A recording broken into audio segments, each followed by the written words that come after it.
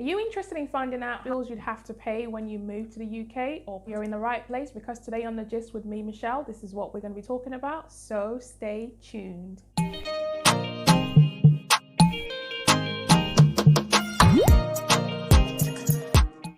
Hi beautiful people, welcome back to The Gist. Today we're going to be looking at how much it really costs to live in England or the UK. So some of the things I'm probably going to be talking about is probably not going to be very new to you. Some things might be new. So if you're thinking about moving to the UK, it's probably a good idea for you to have an understanding of how the system works, what the processes are, and how much you would need to pay for certain things. So I'm not going to obviously give you exact figures you're going to be paying, but just to help you with an estimation of how much you need to either have when you come, or if you're going to be accepting a job, then you need to know, income versus expenses, how much you're likely to be making and how much you're likely to be spending. So hopefully you get some value out of this video. So let's jump right in.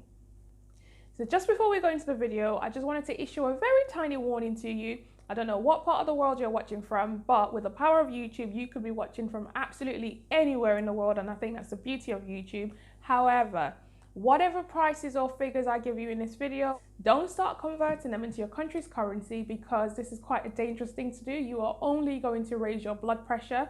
So like I said, if you're going to be coming to the UK and you're going to be working, then you need to compare apples with apples and oranges with oranges. Don't start comparing how much it's going to cost in the UK versus how much you're paying in your own country. So just wanted to issue that bit of warning, because I know it's something that I do myself. When I travel, I'm always comparing, oh, how much is this in comparison to pounds?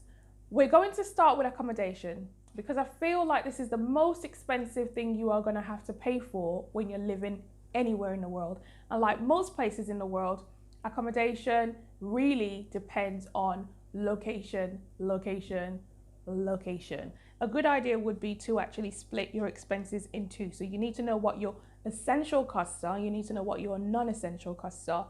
So essential costs are things like your rent, in England, your council tax, your bills, your utilities, gas, electric, water.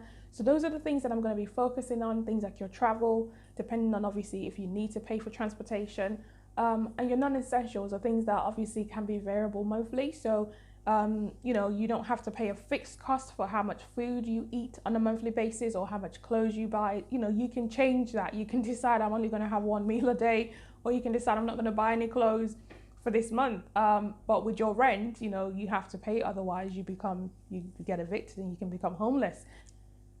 So I think we should start with accommodation, because it's obviously the most important. So for the purposes of this video, what I've decided to do is to compare two big cities. I've obviously gone for London as one, because everybody in the world wants to go to London to live for some reason. And I've also chosen Manchester as the other city, as it's also a big city, just to show the importance of choosing the right place to live. So London arguably is the most expensive city in England to live in. So if you want to live in London, then you want to think very carefully about how deep your pockets are. This is zoopla.co.uk. There are other sites. I can link them in the description below. I'm looking at 2-bedroom flats, just to make it easier when I come to compare it to Manchester. We are going to be kicking off with flats in London. And this is just showing us sort of the prices of flats that are available. As you can see, they actually vary between 2,500, 1,600, 1,299, and that is very dependent on the location, even within London, as it is around the world. So even when you are renting in London, some places are obviously more expensive, some places are cheaper. As you can see, there are even flats, 2-bedroom flats for £260,000. Can you believe it? Now, let's just have a quick look at shared accommodation. So these are room-only properties. I will explain about these a bit more in the video. But these are the sort of prices if you wanted to rent a room or rent a property in London. Now, let's have a look at Manchester. So similar to what we just did, so this is the price of 2-bedroom flats currently available in Manchester. They also vary, so we're looking at flats that are about 500 here. So they go up in small increments, not massive like we saw previously with London. So we're sort of looking at between the £550 to £600 range, which is quite different. And almost double. London is almost double the cost of how much it is to rent a 2-bedroom property in Manchester. And these are the most expensive 2-bedroom flats I could find in Manchester, which is nothing compared to the £260,000 that we saw in London. So now let's have a quick look at shared accommodation in Manchester. So these are the room-only properties once again. And quite surprisingly, they're not that much cheaper than London, but they are still cheaper. So the cheapest you saw there was 325, and they then range. So once again, depending on the area or the location of the property, this determines how much you have to pay. But hopefully you get the idea of what I'm trying to show you here. Okay guys, so if you know you are on a tight budget, or you know your pockets aren't that deep, then shared accommodation might be an option for you. So this basically is what it sounds like. It's usually a house, or it could be flats or whatever, but it's normally a property where a landlord has multiple occupants in it. So it's normally called an HMO, which means a house of multiple occupation. A landlord would have multiple people living in the property. So usually like the living room area would be turned into a bedroom, and however many rooms there are in the property, each person would have their own, but the communal areas such as kitchens and bathrooms would be shared.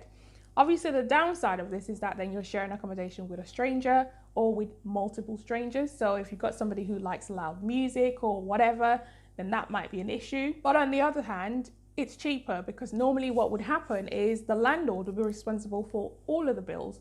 So it's normally the cost-effective way that if you know that you don't have a lot of money, shared accommodation or room-only property may be the best option for you to look at. Okay, so the next thing I'd like to talk about is council tax. So remember guys, if you decide you want to go down the shared accommodation route, then you do not have to pay for council tax, because the landlord is normally responsible. So council tax is a local tax that your council requires you to pay for the services that they provide. So for example, bins. We have our bins, where I live, we have our bins taken out every Monday. So we put the bins out on Sunday night. Monday morning, the bin men come with their truck, they tip it in there and they carry it all the way and they leave our bins. And that happens every Monday. Well, we have to pay for that service. So there are other things as well, you know, the street cleaning. I believe some of the cost for the fire service. I'm not sure if the police, if any other funding for the police comes out of this, but effectively the money goes towards your area that you live in. And so that's the money that the council uses to fix the area and to provide services in that area. I hope that makes sense. So council tax is a very, very important bill. If you owe council tax, you can be imprisoned for it. Guys, you heard me right. You can go to prison for not paying council tax. So it's really something you do not want to miss paying. So if you did not know about this, then you need to check the area that you intend to live in, and you need to see how much the council tax is. So it's not anything astronomical, but it really depends on the area. So usually the nicer the area, the more the council tax is. So my area is an okay area. So council tax for us is about £130 per month. But that's something that you should be aware of if you don't know about it already. Okay, so the third bill that I'd like to talk about are your utility bills. So by utility bills, I mean gas, electric and water, but I'm going to take gas and electric together and then we can deal with water separately. So in England, we have multiple companies who are competing and vying for our attention. So there are lots of competitive rates when it comes to electricity and gas. So there are two ways in which you can pay for your gas and electric. You can either pay on a billing system or you can pay on a prepayment system. So with the billing system, what happens is you would have a meter in the property and you would either agree with your utility supplier whether you intend to pay for the bill, gas or electric or both. You can agree with them, I want to pay once a month, I want to pay quarterly, or I want to pay every 6 months. So you decide how you pay. So you then use whatever you use, your gas, your cooker, your heating, you put the central heating on, whatever you do, your lighting, your TV, your radio, kettle, whatever. You use that for the period that you do, say for a month, and at the end of the month, you will provide your utility company with a meter reading. They work out how much you've used and then they send you a bill which you pay. So that's one way of doing it. We have a direct debit system. So what we've agreed with them, they've said, okay, we estimate that you are going to use £1,200 as an example worth of gas or electric for the year, and so we want you to pay £100 per month. Okay, so whether we use up to that amount doesn't matter, that's just the amount that comes out.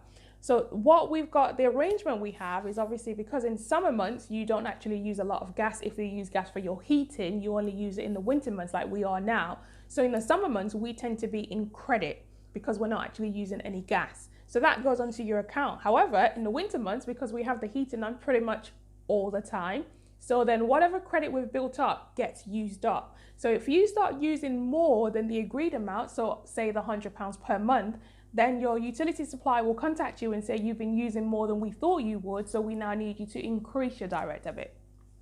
So that is one way that you can pay your utilities, is by paying monthly or quarterly or whatever. As you pay it based on what you've used. So just to give you an idea, I live in a 3-bedroom property. There are 2 adults and 2 children, and our monthly gas and electric is about £130 per month. So just wanted to give you a range. Obviously, it really depends on what your usage is.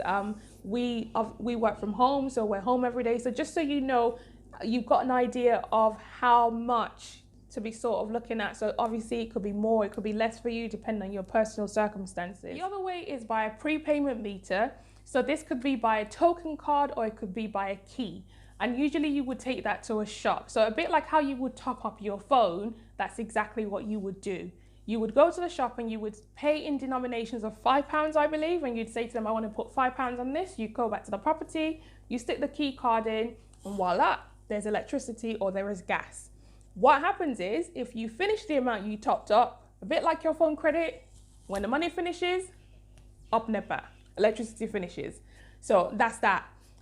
So there are 2 ways you can do it. Obviously, if you're renting, sometimes you would need to take the landlord's permission if you want to change it from one to the other. So if you wanted to go from maybe monthly to prepayment meter, then your landlord you might need your landlord's permission to do that. But these are all things that you should probably check, but just to make you aware that that's how that works. Moving on to water. Okay, so water is quite similar to gas and electric. So usually with water, depending on the area that you live in, there will be one water company in that area. So in our area, in the West Midlands, we have Severn Trent Water. So water works quite similar to gas and electric in the sense that you can have a sort of pay monthly system or pay quarterly or however you wish to pay, or you can have a metered system, but it doesn't work in exactly the same way. So the pay monthly system for water is normally a set amount, but the water company tells you how much you pay, and the amount you pay depends on the area that you live in. So they work out how much it costs for the drainage and how much it costs them to get rid of all the used up water, things like that. They have it all on the bill, but I never pay attention to the bill. So basically in our area, I think our water is something like £40 per month, but then you could live in another area and your water could be £50 per month, or you could live somewhere else where water is only £27 per month. So your water bill really depends on your area, and so you pay that monthly. So it's not based on how much you're using. The meter system, on the other hand, is based on how much you use. So unlike the gas and electric, this isn't prepaid. So this is basically, you have a meter in the property, and when you flush the toilet, when you run the water, when you boil the kettle, they then basically decide, or they work out how much you've used. So at the end of the month or the quarter or whatever, then they can tell you this is how much you've used.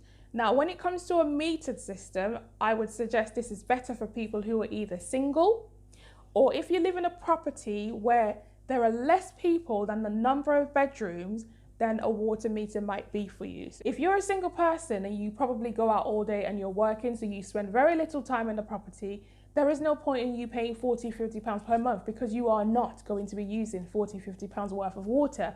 So it's probably best that you get a meter, because then you can be paying £10, £15 or whatever you're actually using. Once again, with the water system, getting a meter in, if there isn't a water meter in the property already, you might need your landlord's permission before you can switch it to a water meter. Now we're going to talk TV license. I don't know if you've heard about this before, but there is a massive uproar about it in the UK. Lots of people don't like paying it. So TV license is exactly what it is. You need a license to basically watch the TV. So this has a lot to do with the BBC, and I really don't understand it. I don't really want to know myself, to be honest. I just know we have to pay a license. I think it's if you receive BBC or your TV or your device is able to receive BBC, whatever it is, I don't know.